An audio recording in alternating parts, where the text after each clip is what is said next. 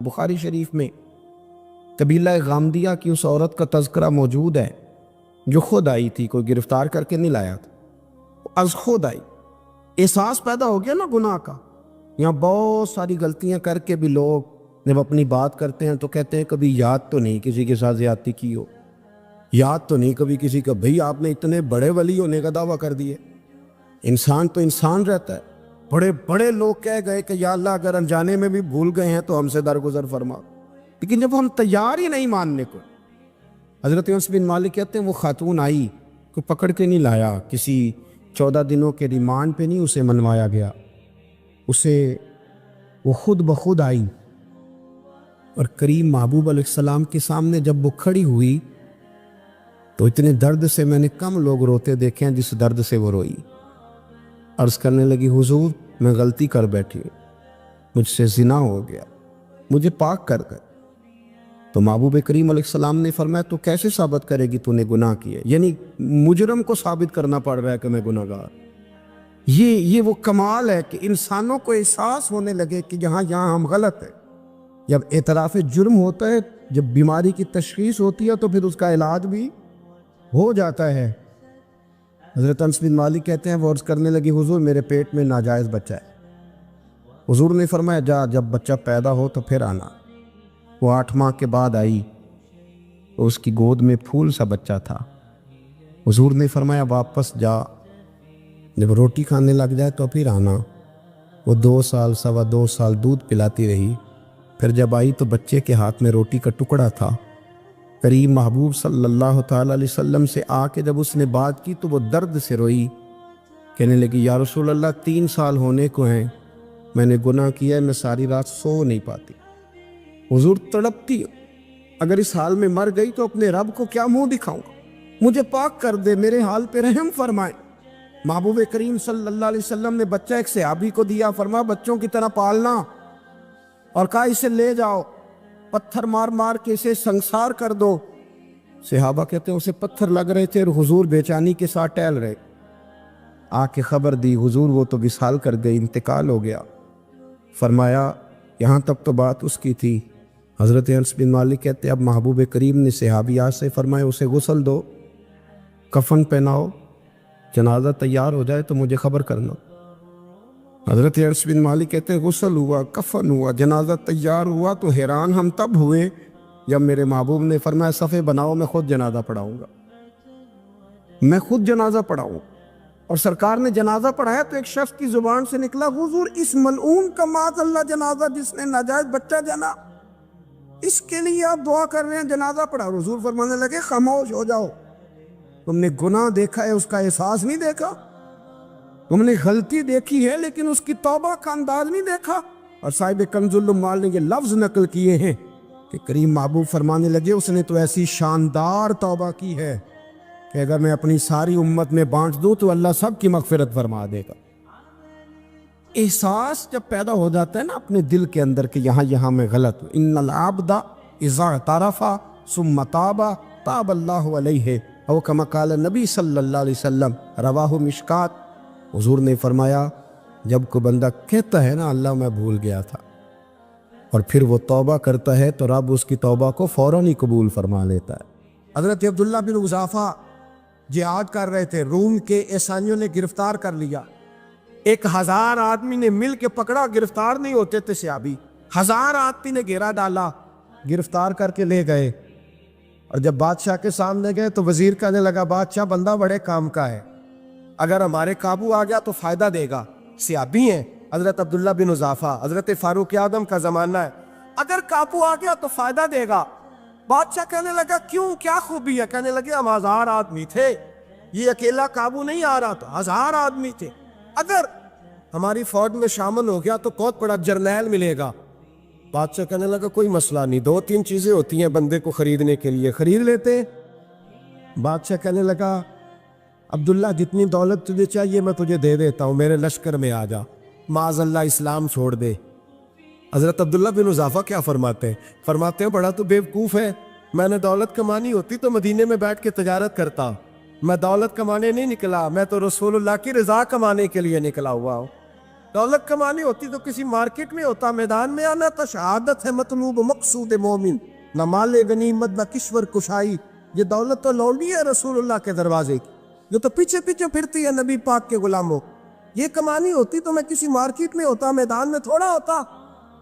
عبداللہ بن حذافہ سے دوسری چال چلی۔ کہنے لگے میاں عہدہ جو تجھے چاہیے، میں بادشاہ ہوں، میرے نیچے جو عہدہ تو کہے گا وہ تجھے مل جائے گا۔ حضرت عبداللہ بن حذافہ کہنے لگے شاید تجھے پتہ نہیں میری تعریف کیا ہے، شاید تو جانتا نہیں میری تعریف کیا ہے۔ کہا صاحب کی کیا تعریف ہے؟ کہنے لگے میں رسول اللہ کا صحابی ہوں، اور کائنات میں سب سے بڑا عہدہ مصطفیٰ کے صحابی ہونے کا عہدہ ہے۔ صحابہ وہ صحابہ تھے جن کی ہر صبح عید ہوتی تھی، خدا کا قرب حاصل تھا، نبی کی دید ہوتی تھی۔ فرمایا میں نے حضور کے جلوے دیکھے ہوئے ہیں، مجھے عہدے کی ضرورت ہی نہیں، اور میں نے عہدہ لینا ہوتا تو میں سیاست کرتا، میں تو شہادت لینے نکلا ہوں میدان میں، عہدے کا میں نے کیا کرنا ہے؟ اب بادشاہ کہنے لگا اسے قتل کر دو۔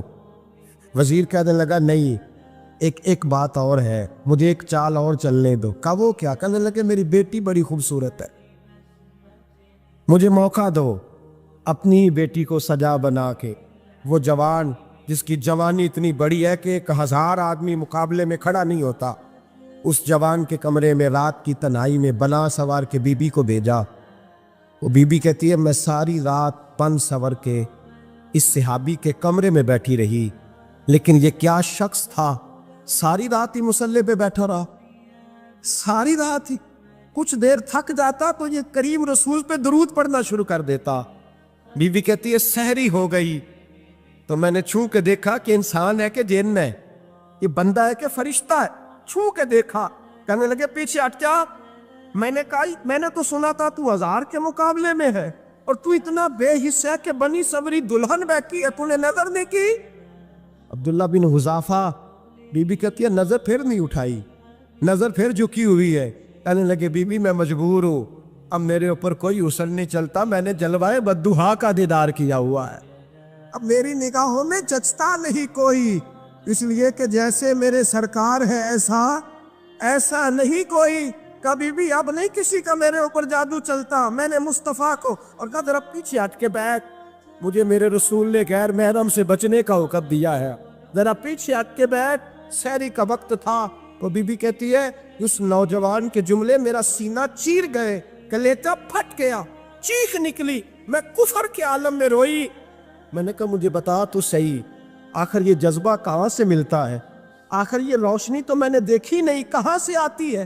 ایک میرا باپ ہے جو بنا سور کے مجھے تیرے کمرے میں چھوڑ گیا، بتلا یہ کہاں سے کیف آتے ہیں؟ عبداللہ بن حذافہ کہنے لگے اگر کیف لینا ہے تو بھی میرے مصطفیٰ کا کلمہ پڑھ جا، آجا دروازے رسول پہ جھک جا، مل جائے گا۔ سویرے دروازے پہ باپ آیا بیٹی سے رزلٹ لینے، دروازہ کھولا تو بیٹی نقاب پہنے باہر آئی۔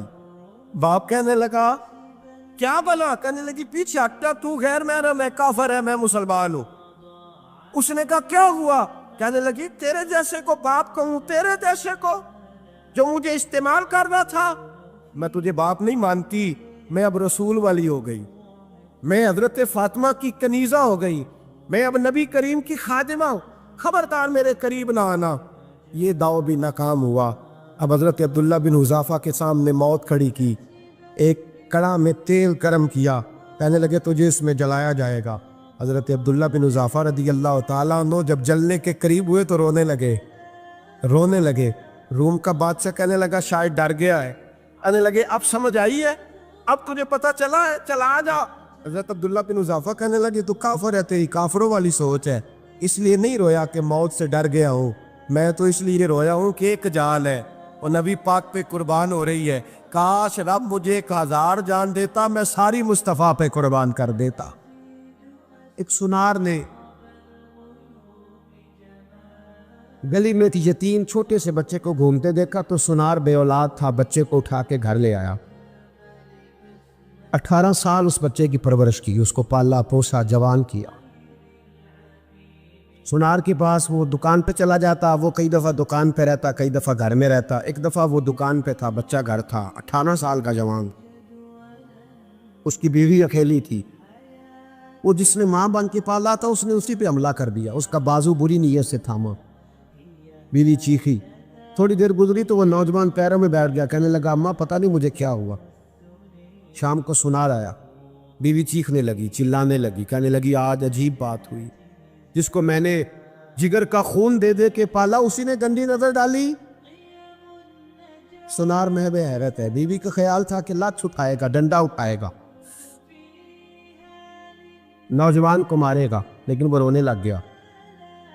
اس نے کہا آج اس نے میرا بازو تھاما ہے، جانے کیا کیا ہے۔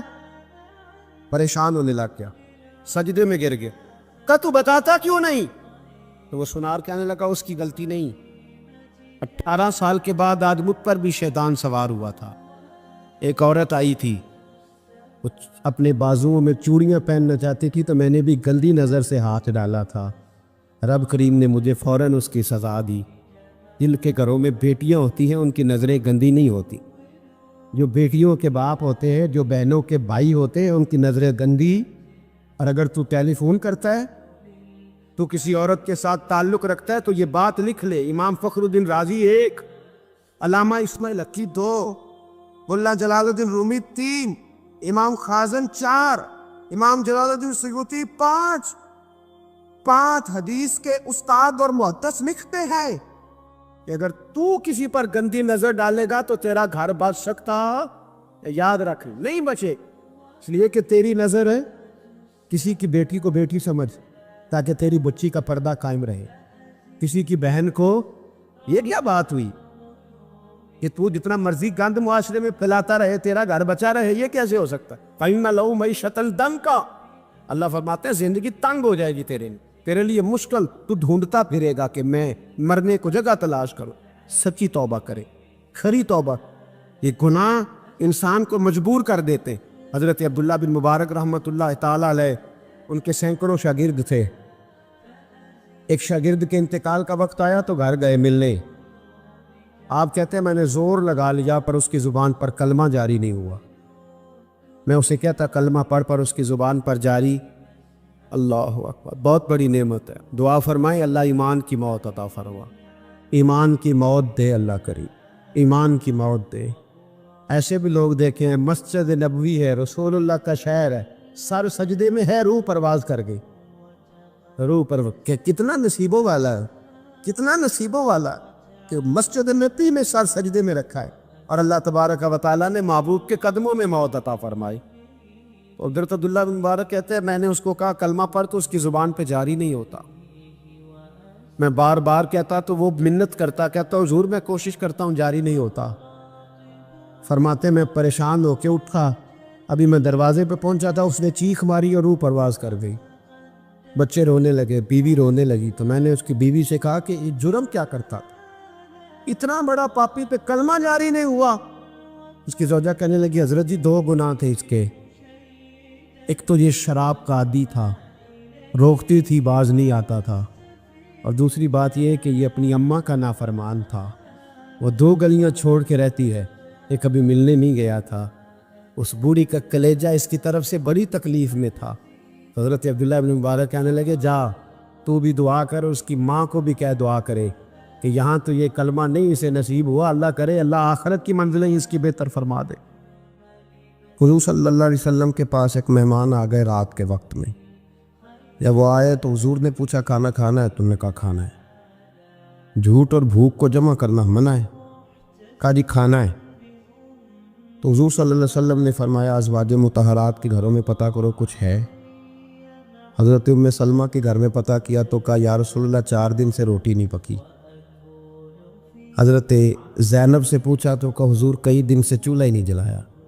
حضرت عائشہ صدیقہ، حضرت میمونہ، حضرت سودا، تمام گھروں سے بظاہر یہ 2 جہاں کے شاہ ہیں پر پاس کچھ رکھتے نہیں، 2 جہاں کی نعمتیں ہیں ان کے خالی ہاتھ میں، ہر چیز ہے پر فقر اختیاری ہے، کوئی شے نہ ملی۔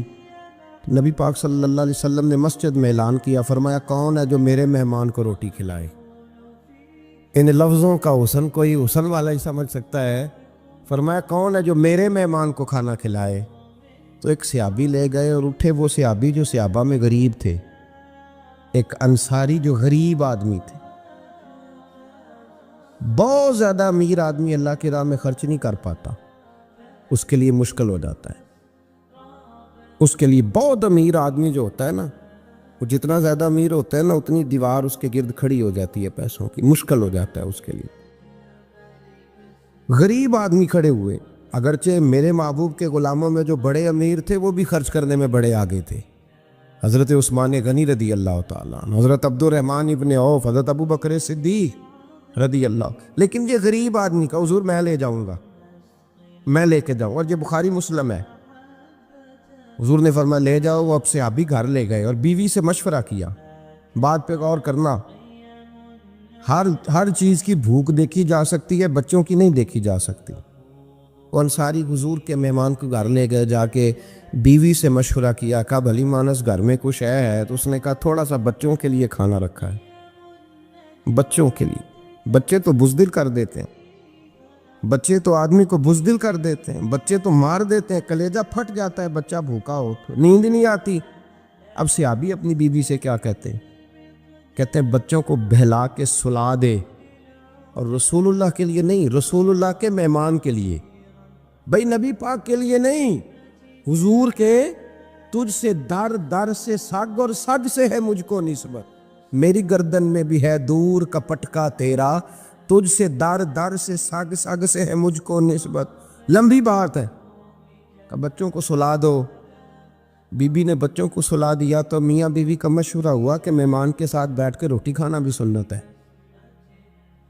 تو اب مہمان کے ساتھ بیٹھ کے کھانا بھی ہے تو کھانا ہے ایک دو آدمی کا۔ اب خاوند اپنی بیوی کو تیار کرتا ہے کہ میں بھی کھانے پہ بیٹھ جاؤں گا، تو بھی بیٹھ جانا، اور جب مہمان کھانے میں ہاتھ ڈال لے تو اٹھنا، کہنا او ہو دیا تو صحیح کیا ہی نہیں، ابھی بجھ جائے گا، اور جا کے دیا بجھا دینا۔ ہم ہاتھ ہلاتے رہیں گے، مہمان روٹی کھاتا رہے گا۔ اور یار اس درد کو، اس کیف کو سمجھو، گھر میں بچے بھی بھوکے، بچوں کی ماں بھی بھوکی، بچوں کا باپ بھی بھوکا، دسترخوان پہ روٹی لگ گئی، روٹیاں چون ڈالیں، بی بی اٹھی کہنے لگی او ہو چراغ تو صحیح کیا ہی نہیں، یہ تو بجھ جائے گا۔ حوصلے مند بی بی جس نے بچے بھوکے سلا دیے، وہ بھوکے سوئے ہوئے بچوں کی بھوکی اماں اٹھی اور اپنے خاوند کی تابع داری میں اٹھی، میں گڈی تے ہتھ ڈور سجن دے، وہ جنج رکھے اونج رہنا ہے، اٹھی اور اس نے نہ دیا ٹھیک کرنے کے بہانے بجھا دیا۔ مہمان روٹی کھاتا رہا اور رسول اللہ کے نوکر قربانی دیتے رہے، وہ روٹی کھا کے سیر ہو کے بستر بچھایا تو سو گیا۔ یہ میاں بیوی ساری رات بچوں کی طرف دیکھتے رہے اور غور کرتے رہے اور راضی رہے کہ ہم نے حضور کا فریضہ نبھایا ہے۔ قربان جاؤں محبوب پہ، بے خبر ہو جو غلاموں سے وہ آقا کیا ہے۔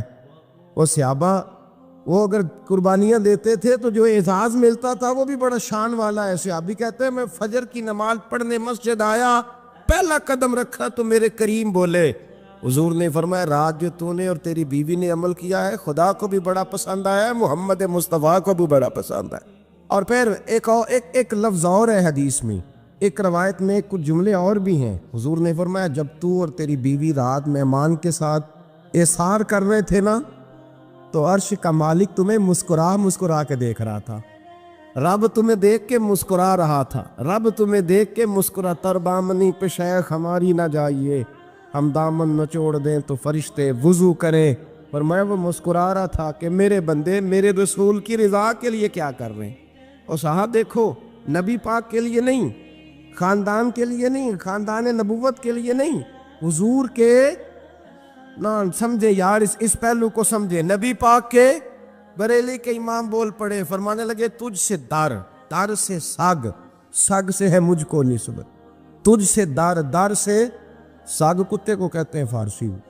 فرماتے محبوب تیرا دروازہ اور دروازے پہ کتا، اور کتے کے پاس میں بیٹھا ہوں، چلو کتے کے پاس تو بیٹھا ہوں نا، میری گردن میں بھی کوئی تو پٹکایا ہی ہے نا، تجھ سے در سے سگ اور سگ سے ہے مجھ کو نسبت، چلو میری گردن میں بھی ہے دور کا پٹکا تیرا۔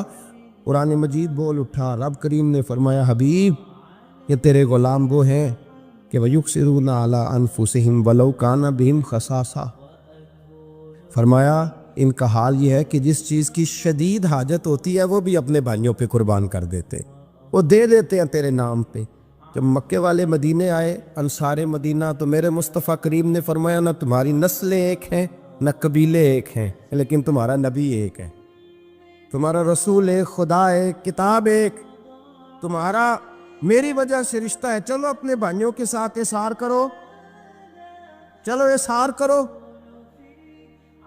اگر کسی کے 2 مکان تھے تو اس نے ایک اس کو دے دیا جو مکے سے آیا تھا، 2 باغ تھے تو ایک دے دیا، کسی کے پاس ایک تھا تو آدھا بانٹ کے دے دیا، ہر چیز تقسیم کر دی۔ حالات بدل جاتے ہیں، حالات بدل جاتے ہیں۔ تلک الایام نداولها بین الناس، اللہ لوگوں کے درمیان دن بدل دیتا ہے، حالات بدل گئے۔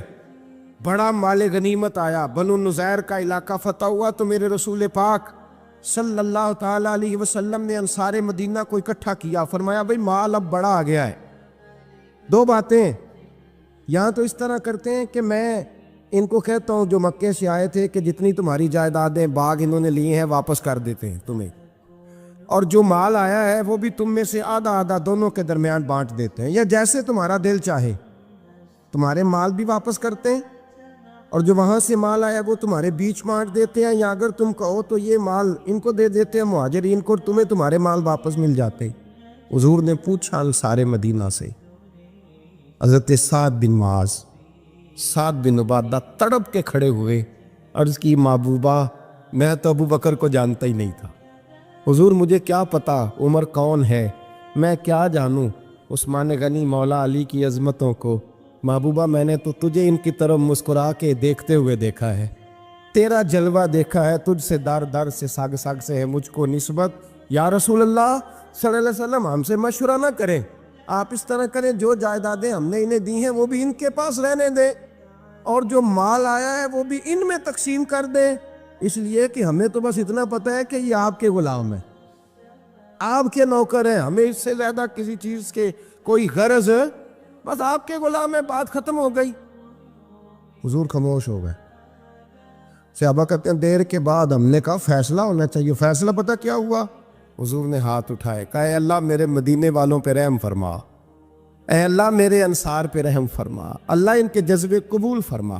بھائی اظہار والی زندگی، وہ کیا بات ہوئی کہ میں نے بڑی قربانی دی ہے، اور جب تک تو قربانی نہیں دیتا تو قدر والا نہیں ہوتا۔ جو چیز قربانی سے حاصل ہوتی ہے اس کی قدر ہوتی ہے، جو چیز مفت میں آ جاتی ہے اس کی کوئی قدر نہیں ہوتی، کوئی قدر نہیں۔ میں اکثر سوچتا ہوں کہ حضرت خواجہ اجمیری کے خلیفے اجمیر میں بھی تو ہونے چاہیے تھے نا، لیکن ان کے خلیفے اجمیر میں نہیں ہوئے، دلی میں ہوئے۔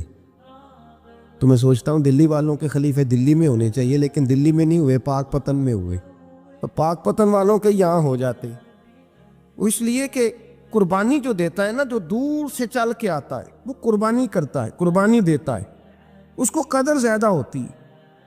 ہم نے کسی شے کے لیے کبھی قربانی نہیں دی، نہ دین کے لیے، نہ قرآن کے لیے، نہ مسجد کے لیے، نہ شیخ کے لیے، نہ طریقت کے لیے، قربانی تو ہے ہی نہیں۔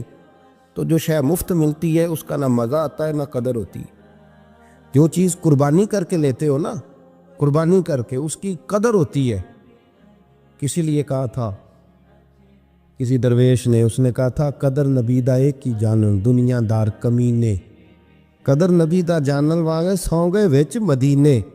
ان سے پوچھو نا، ان سے پوچھو ان حضرات کو کتنی قدر تھی۔ قربانی اپنی زندگی میں دینا سیکھیں۔ ایک ہوتی ہے بندے کی ذاتی خواہش، اس کو کچلنا بڑا مشکل ہوتا ہے۔ قربانی بڑی ضروری چیز کا نام ہے، اور جو قربانی دینا سیکھ جاتا ہے وہ بچ جاتا ہے۔ کتیا 6 بچے جنم دیتی ہے لیکن قربانی نہیں نہ دیتی بچوں کی، تو ریوڑ نہیں بنتے، اجڑ نہیں بنتے۔ بکری 2 بچے پیدا کرتی ہے اور سال کے بعد ہزاروں بچوں، لاکھوں بچوں کی قربانی دیتی ہے، پر پھر بھی جدھر جاؤ بکرے ہی بکرے نظر آتے ہیں۔ جو قربانی دینا سیکھ جاتا ہے نا، یزید نے کوئی قربانی نہیں دی، اس لیے کوئی شخص بھی کھڑا ہو کے نہیں کہتا، حالانکہ 14-15 بیٹے تھے یزید کے، کوئی بھی کھڑا ہو کے نہیں کہتا میں اس کی نسل میں سے ہوں۔ امام حسین نے ساری قربانی دے دی۔ ایک زین العابدین بچے تھے، پوری دنیا میں اللہ نے سید عطا فرمائے ہوئے ہیں۔ جو قربانی دینا سیکھ جاتا ہے وہ بچ جاتا ہے۔ ہم نا قربانی کیا، ہمارے پاس تو اضافی شے ہے وہی دینے کو تیار نہیں۔ جب آپ تیار ہی نہیں تو سودا ہی نہیں کر، آپ نکلے ہی نہیں میدان میں، تو حاصل کیسے ہو؟ حصول تو تب ہوگا نا جب آپ کوئی انویسٹمنٹ کریں گے. تو آپ انویسٹ ہی نہیں کر رہے تو بھائی آپ نے پودا ہی نہیں لگایا تو پھل کیسے ملے؟ قربانی نہیں دی تو وہ درجہ کیسے ملے؟ اس کے لیے تو قربانی ضروری ہے. اب تمام صحابہ کی زندگی پڑھ لیں، حضرت ابو بکر سے لے کر حضرت بلال تک، یہ سارے قربانی والے ہیں. آپ تمام اولیاء کی صفت پڑھ لیں، حضرت غوث اعظم، جیلانی، داتا علی اجویری، خواجہ معین الدین، یہ سب قربانی والے لوگ ہیں. قربانی دیتے رہے تو بچے ہوئے ہیں. ان کے جو ساتھ تھے وہ بھی قربانیوں والے تھے.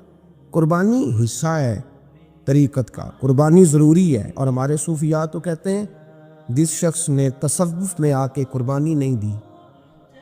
بزرگوں کے پاس ایک شخص آیا، غالباً خواجہ نظام الدین محبوب الہی کی بات ہے، میرے ذہن میں نام پورا نہیں سما رہا. تو ایک مرید نے آ کے کہا حضور زکوٰۃ کتنی دینی ہے؟ فرمایا 2.5%.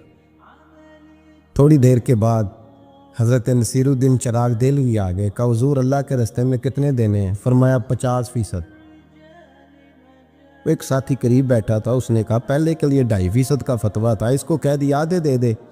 چند منٹ گزرے تو حضرت امیر خسرو بھی آ گئے، کہا حضور زکوٰۃ کتنی دینی ہے؟ فرمایا جو ہے سارا ہی لے آ، تیری 100% ہے. تو وہ ساتھی جو قریب بیٹھے تھے اس نے کہا بابا فتوے علیحدہ علیحدہ ہیں. فرمایا فتویٰ ایک ہی ہے، بندے علیحدہ علیحدہ ہیں. فتویٰ ایک ہی ہے، مجھے پتہ ہے کون کتنے دے سکتا ہے. وہ جس کو میں نے 2.5% کہا ہے وہ بھی جا کے حساب کتاب کرے گا، اس نے 2.5 بھی پورا نہیں دینا. اور فرمایا جس امیر خسرو کو میں نے کہا نا سارا لے آ، اس کا دل کرے گا میں اپنا مکان بھی توڑ کے لے آؤں. میں نے فتویٰ ایک ہے، بندہ دیکھ کے بات کی ہے. بھائی قربانی نہیں ہے، اظہار ہی نہیں ہے، جذبہ ہی نہیں ہے، ہمارا مزاج ہی نہیں ہے. لیکن نا یہ اب ایک تو شریعت کی قربانی ہے نا یہ، تو اس پہ بھی لوگ بڑا سوچیں گے، اس پہ بھی لوگ بڑا سوچیں گے. فتوے پوچھتے پھریں گے کہ جی میرے اوپر تو ابھی میں نے تو 15,500 قرضہ دینا ہے، دوں کہ نہ دوں، کون سی دوں؟ فتوے پوچھیں گے. دینے کی دفعہ فتوے پوچھیں گے اور لینے کی دفعہ چھٹی، جو آتا ہے آنے دو. کبھی لینے کی دفعہ بھی فتویٰ پوچھنا صاحب کہ یہ مجھے اتنا مال آ رہا لے لوں کہ نہ لوں. وہ لے لیا، قابو کر لیا. جب دینے کی باری آئی تو فتویٰ احصار کرے. اور احصار صفت ہے مسلمان کی، یہ احصار کرنے لگتا ہے تو بچنے لگ جاتا ہے، اس کا فائدہ ہونے لگ جاتا ہے. قربانی دینے لگ جاتا ہے تو بچ جاتا ہے. کسی نے کہا تھا سن اے مسلمان، یہ نقطہ فیض قرآنی میں ہے، عظمت و اسلام اور مسلم صرف قربانی میں ہے. اگر تو جینا چاہتا ہے تو قربان ہو. حضرت سیدنا ابو بکر صدیق فرماتے ہیں میں حضور کے سامنے بیٹھا، ایک شخص آیا، اس نے آ کر کے کہا یا رسول اللہ صلی اللہ تعالی علیہ وآلہ وسلم، یہ میرے ہاتھ کے اندر خنجر ہے، میں قتل کر کے آیا ہوں. قاتل کھڑا ہوا. ایک طرف قرآن مجید کا حکم ہے کہ جس نے ایک آدمی کو قتل کیا پوری انسانیت کو قتل کیا. حضور یہ خنجر ہے، قتل کر کے آیا ہوں. میرے مصطفیٰ نے فرمایا کس کو قتل کیا؟ عرض کی حضور سگی بہن کو مارا ہے. سگی بہن تھی، میں نے قتل کر دی. میرے نبی پاک صلی اللہ علیہ وسلم نے فرمایا کیوں مارا؟ پیار نہیں تھا؟ کہا محبوبہ بہن سے کس کو پیار نہیں ہوتا، بڑا پیار تھا، پر مارا کیوں؟ تو صحابی رونے لگے، کہنے لگے محبوبہ میں بڑا پیار کرتا تھا، پر وہ کافرہ تھی، مشرکہ تھی، بڑا پیار کرتا تھا. جب بھی اس کے پاس جاتا وہ آپ کے بارے میں بات چھیڑ دیتی. میں اس کو کہتا سارا کچھ کر لے، میرے نبی کے بارے میں بات نہ کر دو. میں ہر شے سہ لیتا، پر مصطفیٰ کریم کی ذات کے بارے میں کوئی بات برداشت کرنے کی طاقت نہیں رکھتا. یہ والا جملہ نہ کہنا. میں اس کو روکتا، منع کرتا، وہ باز نہ آتی. کہتے ہیں آج اس نے اتنی سخت بات کی کہ میں اس کا گلا کاٹ آیا ہوں، قتل کر دیا ہے. حضور میرے لیے حکم کیا ہے؟ تو نبی پاک نے فرمایا جا، تیرے اوپر کوئی سزا نہیں، تو نے جو کیا ہے اچھا ہی کیا ہے، یہ اچھا کر ڈالا ہے جو تو نے کیا ہے. ایک صحابی نابینا تھے، آنکھوں سے نظر نہیں آتا تھا، رشتہ کوئی نہیں دیتا تھا، معذور آدمی تھے. نکاح ہوا، شادی ہوئی، 2 بیٹے دیے اللہ، گھر بس گیا، بیوی کپڑے دھو کے دیتی، خدمت کرتی، روٹی پکا کے دیتی، بچے بڑے حسین تھے. اور وہ صحابی خود فرماتے ہیں، نابینا صحابی کہتے ہیں موتیوں کی طرح کے میرے بچے، جو بھی آتا آ کے کہتا تیرے موتیوں کی طرح کے لال ہیں. لیکن آپ فرماتے ہیں ایک صبح اعلان ہو گیا، مدینے میں شور ہو گیا، کچھ نابینا صحابی کی بیوی قتل ہو گئی، کسی نے خنجر کے دبایا، مر گئی ہے. کہتے ہیں اس کے لواحقین اکٹھے ہوئے، در رسالت مآب پہ آئے، آگے کہنے لگے حضور ہمارا قاتل ڈھونڈ کے دیں، ہماری بیٹی کو کس نے مارا؟ میرے رسول پاک نے مجمع پہ نظر ڈالی، فرمایا بھائی مجھے کہنے کی ضرورت نہ پڑے، اگر قاتل موجود ہے تو خود اٹھ جائے۔ خود اٹھے۔ وہ نبینا صحابی بیچ میں سے اٹھ کے کھڑے ہو گئے، کہنے لگے سونیا قاتل کوئی باہر نہیں، میں خود قاتل ہوں، میں نے مارا ہے، میں قاتل ہوں، میں نے مارا ہے۔ مصطفیٰ کریم سید عالم صلی اللہ علیہ وسلم نے فرمایا تجھے تو اس کی بڑی ضرورت تھی، بڑی حاجت تھی، تیری بیوی تھی، تیرا گھر سنبھالتی تھی، تیرے بچے تھے۔ صحابی عرض کرنے لگے حضور سارا کچھ ٹھیک تھا پر وہ آپ کی بے ادب تھی حضور، اس کے آنے سے میرا گھر بس گیا، روٹی پکنے لگی، کپڑے ملنے لگے، اولاد ہونے لگی، میں دنیا پہ آ گیا، لیکن محبوبہ میں نے وہ سکھ کیا کرنے ہیں جو تیری بے ادبی پر تعمیر کیے جائیں۔ یا رسول اللہ مجھے کیا حاجت اس چیز کی، اس میں آپ کا پیار ہی نہ ہو، یا رسول اللہ آپ کی محبت ہی نہ، حضور میں نے قتل کر ڈالا ہے، مجھے بیوی نہیں چاہیے، مجھے وہ والی چاہیے جس کی زبان پر رسول اللہ کے نام کے ترانے ہو، جو حضور کی محفل کرنے والی ہو، نعت پڑھنے والی ہو، جو نبی پاک علیہ السلام کی ازواج کا، اولاد کا، بیٹیوں کا ذکر کرنے والی۔ مجھے وہ بی بی نہیں چاہیے جو بی بی بے ادبی کرے۔ میرے نبی پاک صلی اللہ علیہ وسلم نے محلے داروں سے پوچھا، فرمایا بات اس کی ٹھیک ہے؟ کہا حضور واقعی بے ادب تھی۔ نبی پاک نے فرمایا اٹھو پھر چلے جاؤ، اس نے انسان نہیں مارا، اس نے گستاخ رسول کو مارا ہے، اس نے ایک گستاخ رسول کو مارا ہے۔ بھائی یاد رکھے نبی پاک کا پیار ایمان کا حصہ ہے، اس میں کوئی کمپرومائز نہیں۔ حضرت ابو عبادہ بن جراح نے میدان کے اندر اپنے باپ کو قتل کیا، باپ کو مارا۔ حضور سید عالم صلی اللہ علیہ وسلم نے کہا ابو عبادہ تو نے باپ ہی مار دیا ہے؟ کہا حضور باپ نہیں چاہیے، رسول اللہ کا وفادار چاہیے، حضور وفادار چاہیے۔ نبی پاک صلی اللہ تعالی علیہ وآلہ وسلم کی محبت اصل دین ہے، اصل دین۔ صحابہ کرام نے ہر چیز سے بڑھ کر رسول پاک سے پیار کیا، ہر چیز سے بڑھ کر، بھلا دی دنیا ساری انہوں نے، لیکن رسول پاک سید عالم صلی اللہ علیہ وسلم کا پیار انہوں نے اپنے دل سے نہیں بلایا، اپنی اولادیں لا کے حضور کی خدمت میں پیش کر دی، اپنے بچے لا کر پیش کر۔ حضرت عائشہ صدیقہ رضی اللہ تعالیٰ عنہ فرماتی ہیں ساری زندگی ابو بکر صدیق نے ڈانٹا نہیں، میرا باپ رفیق تھا، شفیق تھا، مہربان تھے، کوئی کبھی انہوں نے سخت گھورا بھی نہیں ہماری طرف۔ لیکن کہتی ہے ایک دن میں حضور کے ساتھ گفتگو کر رہی تھی، بچی تھی، میری آواز ذرا بلند ہوئی تو کہتے ہیں جناب ابو بکر صدیق رضی اللہ تعالیٰ عنہ باہر سے دوڑے آئے، اندر آئے، حضرت ابو بکر نے تھپڑ اٹھایا، میرے منہ پہ مارنے لگے، حضور آگے بڑھے، بچایا۔ میں نے کہا ابا جی آپ نے تو گھورا بھی کبھی نہیں، یہ کیا ہوا؟ حضرت جناب عائشہ صدیقہ کہتے ہیں ابو بکر صدیق رو پڑے، کہنے لگے عائشہ میرے اوپر سے پہاڑ بھی گزر جائیں تو مجھے تکلیف نہیں ہوتی، اور میرے مصطفیٰ کے سامنے کوئی اونچا بولے بھی تو میرا دل ٹوٹ جاتا ہے۔ خبردار حضور سید عالم، حضرت عمر کا زمانہ تھا، کچھ لوگ آئے کہیں اور کے رہنے والے، مسجد نبی میں اونچی آواز میں بولنے لگے، اونچی آواز میں باتیں کرنے لگے۔ حضرت عمر نے بلایا، فرمایا ادھر آؤ، کون ہو، کہاں سے آئے ہو؟ کہنے لگے کوئی شام کا ہے، کوئی کسی ملک کا ہے۔ آپ فرمانے لگے تمہیں پتہ نہیں یہ روضہ رسول ہے؟ تمہیں پتہ نہیں یہ حضور کی مسجد ہے؟ لا ترفعوا اصواتکم فوق صوت النبی، تمہیں خبر نہیں تم کہاں آئے ہو؟ فرمایا اگر تم مدینے کے رہنے والے ہوتے میں تمہیں دروں سے مارتا، تمہیں سزا دیتا۔ تمہیں ادب رسول کا نہیں پتا، تمہیں رسول اللہ صلی اللہ علیہ وسلم کے طریقے کا نہیں پتا۔ نبی پاک صلی اللہ علیہ وسلم کے وجود سے خون نکلا، حضور نے حضرت عبداللہ بن زبیر سے کہا ٹھکانے لگا دو، جاؤ ٹھکانے لگا دو، ایسی جگہ لگاؤ جہاں کسی کی نظر نہ پڑے، خون بہتا ہوا خون حرام ہے، قرآن پاک نے بیان کیا ہے، کہا ٹھکانے لگا دو۔ حضرت عبداللہ بن زبیر باہر نکلے اور حضور کا جو خون تھا وہ پی گئے۔ حضور نے کہا تھا پی لینا، کیا کہا تھا؟ ٹھکانے لگا دو، پی گئے۔ واپس آئے تو مصطفیٰ نے فرمایا کہاں ٹھکانے لگایا؟ کہا یا رسول اللہ ایسی جگہ جہاں کسی کی نظر نہیں پڑے گی، ایسی جگہ جہاں کسی کی نظر نہیں پڑے گی۔ حضور نے فرمایا پی گئے ہو؟ کہا حضور پی گیا ہوں۔ فرمایا جاؤ، نبی کا وعدہ ہے تمہارے وجود کو جہنم کی آگ چھوئے گی بھی نہیں۔ ہم وہ والا پیار کرتے ہیں جو حضور نے کہا ہے۔ حضرت ام ایمن نبی پاک کی دائی تھی، حضور کی رضائی والدہ تھی، سرکار کی طبیعت مبارک علیل ہوئی تو حضور نے نا، ویسے نبی پاک جب پخانہ کرتے تھے نا تو حضرت عائشہ صدیقہ فرماتی ہیں حضور کے پخانے سے کستوری سے بھی زیادہ خوشبو آیا کرتی۔ اور آپ حضرت انس بن مالک فرماتے ہیں حضور کھیتوں میں پخانے کے لیے جاتے، میں ساتھ جاتا، جہاں نبی پاک صلی اللہ علیہ وسلم پخانہ کرتے میں وہاں جا کے دیکھتا تو کوئی شے نہ ہوتی۔ میں کہتا حضور کہاں گیا؟ اللہ کے رسول فرماتے جب میں پخانہ کرتا ہوں تو زمین کھل جاتی ہے، میرا پخانہ اندر سمو لیتی ہے۔ حضور کے پخانے اور پیشاب سے کستوری کی خوشبو آتی تھی، کستوری کی خوشبو آتی تھی۔ حضرت ام ایمن رضی اللہ تعالی عنہ کہتی ہیں حضور نے پیشاب کیا، طبیعت مبارک قلیل تھی، تو لکڑی کے ایک برتن میں حضور نے پیشاب کیا اور کہا اماں جی اس کو باہر رکھا ہے، کہیں باہر ٹھکانے لگائیں۔ حضرت ام ایمن کہتی ہے میں نے اسے ہاتھ لگایا تو میرے وجود سے بھی خوشبو آنے لگی، میرا جسم مہکنے لگا۔ حضرت ام ایمن کہتی ہے میں باہر جا کے نکال کے دکھاؤ کسی حدیث سے کہ رسول پاک نے فرمایا ہو میرا پخانہ پی جانا۔ حضرت ام ایمن باہر گئیں، نبی پاک کا پیشاب مبارک پی گئیں، واپس آئیں تو حضور نے فرمایا اماں کہاں رکھا ہے؟ کہنے لگی محبوبہ وہاں رکھا ہے، کسی کی نظر نہیں پڑے گی۔ حضور نے فرمایا پی گئی ہو؟ کہا حضور پی گئی ہوں۔ فرمایا جاؤ میرا وعدہ ہے قیامت تک تمہیں پیٹ کی بیماری کوئی نہیں لگے گی، جب تک زندہ رہو گی پیٹ کی بیماری۔ حضور نے کہا تھا کہ پی جاؤ نا۔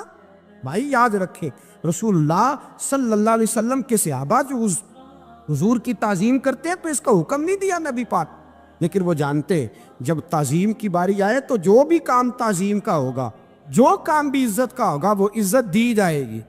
ایک صحابی حضور علیہ السلام کی گھوڑے کو کجاوا بالا کرتے تھے، کاٹھی ڈالتے تھے۔ حضور نے کہیں نہیں کہا کہ وضو کر کے ڈالنا، غسل کر کے ڈالنا، کہیں نہیں کہا۔ رسول پاک صلی اللہ علیہ وسلم رات کو کہہ دیتے کہ صبح جانا ہے تو گھوڑا تیار کر دینا، اونٹ تیار کر دینا۔ ایک دن اللہ کے محبوب سویرے اٹھے، گھوڑا تیار تھا، حضور بیٹھے تشریف لے گئے۔ جب تشریف لے گئے نبی پاک صلی اللہ علیہ وسلم تو حضور واپس آئے تو بلایا، ان سے صحابی کا نام تھا حضرت اسلم بن شریک، ان کو بلا کے حضور نے فرمایا یار آج کجاوا تو نے نہیں باندھا۔ وہ رونے لگے، کہنے لگے محبوبہ اس کا مطلب ہے میرا باندھنا آپ کو پسند آتا ہے، اس کا مطلب ہے میری خدمت قبول ہے۔ فرمایا تو نے نہیں باندھا؟ یا رسول اللہ نہیں۔ فرمایا کیوں نہیں باندھا؟ کیا جواب ہے، کیا حسن ہے۔ کہنے لگے یا رسول اللہ میں صبح اٹھا تو میرے اوپر غسل فرض تھا، اگر میں بغیر غسل کے ہاتھ لگاتا حضور کو نہیں نبی پاک کے گھوڑے کے کجاوے کو، کہا حضور گھوڑے کے کجاوے کو بغیر غسل کے ہاتھ لگاتا تو بے ادبی تھی، اور اگر غسل کرتا تو حکم ماننے میں دیر ہوتی تھی، یہ بھی بے ادبی تھی، لہذا کسی اور کی ڈیوٹی لگائی۔ صحابہ نے حضور کی وہ تعظیم کی جس کا حضور نے حکم نہیں دیا تھا نبی پاک نے کہ یہ والی تعظیم کرو۔ ایک دن حضرت عمر فاروق جناب ابو بکر صدیق سے ملنے آئے، کہنے لگے ابو بکر ایک کام سے آیا ہوں۔ کہا عمر کہو۔ امیر المومنین کے پاس آئے جناب عمر، ایک کام سے آیا ہوں۔ کہیے۔ کہنے لگے ایک شے کی ضرورت ہے، مانگوں گا تو آپ دے دیں گے؟ جناب عمر فاروق رضی اللہ تعالیٰ عنہ کہنے لگے میرے بس میں ہوئی تو ضرور دے دوں گا، تو میرا بھائی ہے بات تو کر۔ تو حضرت عمر نے پتہ کیا مانگا؟ کہنے لگے ابو بکر وہ جو غار ثور میں تم 3 دن حضور کے ساتھ رہے ہو نا، میں 3 راتیں نہیں مانگتا، ان میں سے مجھے 1 رات دے دو۔ اور کیا لفظ ہیں، کیا حسن ہے۔ کہنے لگے عمر کی زندگی کی ساری نیکیاں لے لو، 3 راتوں میں سے 1 رات مجھے دے دو، 1 رات مجھے دے دو۔ حضرت ابو بکر صدیق رضی اللہ تعالیٰ عنہ رو پڑے، کہنے لگے میں نے کہا تھا جو بس میں ہوگا دوں گا، یہ تو میرے مصطفیٰ کی محبت ہے، یہ کسی کو دینا میرے بس کی بات ہے، یہ حضور کا پیار ہے جو میں نے سنبھال کے رکھا ہوا ہے، سنبھال کے پھر کے گلی گلی تباہ ٹھوکریں سب کی کھائے کیوں، دل کو جو عقل دے خدا تو تیری گلی سے جائے کیوں، جان ہے عشق مصطفیٰ روز فضو کرے خدا، ارے جس کو ہو درد کا مزہ وہ ناز دوا اٹھائے کیوں، اب تو نہ روک ہے غنی عادت سگ بگڑ گئی، پہلے ہی دن میرے کریم لقمہ تر کھلائے کیوں۔ حضرت بلال کہتے ہیں میں اذان پڑھ رہا تھا، ابو بکر سن رہے تھے، انہوں نے چوم کے آنکھوں سے لگایا، بعد میں کہ ملا علی قاری نے لکھا ہے، بعد میں کسی صحابی نے کہا محبوبہ ابو بکر نے انگوٹھے چوم کے آنکھوں سے لگائے ہیں، اور انہوں نے چوم کے کہا قرۃ عینی بھی کہا یا رسول اللہ، حضور آپ میری آنکھوں کی ٹھنڈک ہے۔ میرے مصطفیٰ نے فرمایا جو میرے ابو بکر کی طرح کرے گا اس کی آنکھوں میں کبھی تکلیف نہیں ہوگی، اس کی آنکھوں میں کبھی تکلیف۔ حضور آپ نے تو حکم ہی نہیں دیا، آپ نے تو کہا ہی نہیں یہ کام کرنے کا، آپ نے تو کہا ہی نہیں یہ ذکر کرنے کا۔ میرے رسول کریم سید عالم صلی اللہ تعالی علیہ وسلم کا پیار ایمان کی جان ہے۔